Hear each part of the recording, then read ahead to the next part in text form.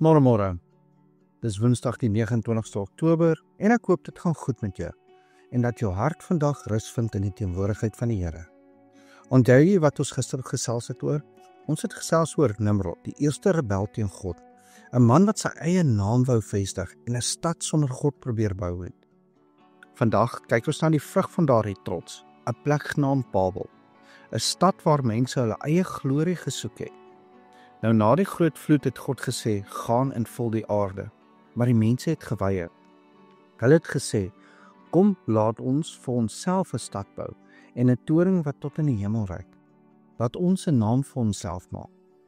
Hulle wou nie meer luister nie. Hulle het nie meer na God opgekyk nie.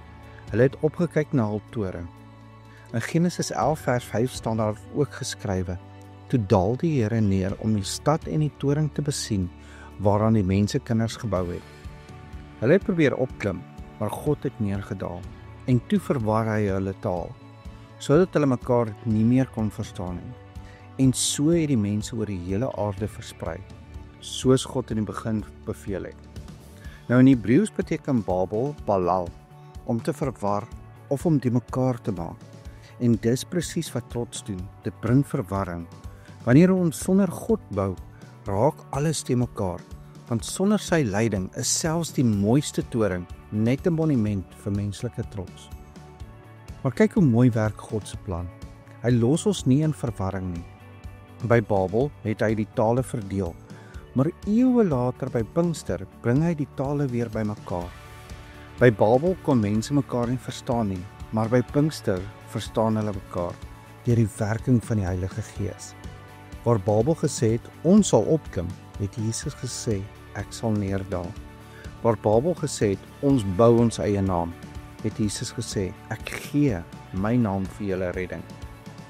Die toring van trots het geval, maar die kruis het bly staan. So werk God.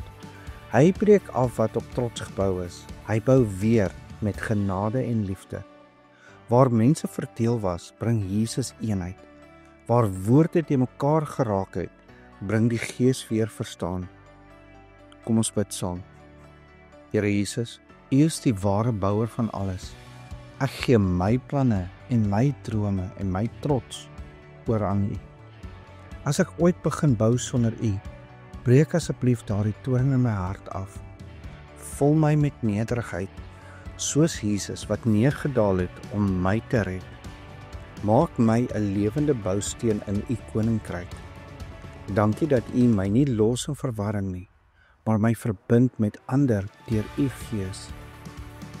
U is die Here van vrede, en U kruis is my fondament, en vergewe vandag ons sondes, in Jesus naam. Amen. Weet jy, dis presies wat God doen. Hy breek ons torings af, nie om ons te verneder nie, maar om ons nader aan Hom te trek. By Babel het mense probeer opklim, maar God het neergedaal. En hy doen dit nog steeds vandag, nie met oordeel nie, maar met liefde. So as jy vandag voel alles raak te mekaar, moenie self probeer bou nie. Laat God weer begin bou. Laat hy jou hart sy huis maak. En onthou, jy is dalk die Bybel wat iemand vandag moet ontmoet. Mag mense in jou lewe nie 'n toring van trots sien nie, maar 'n kruis van genade.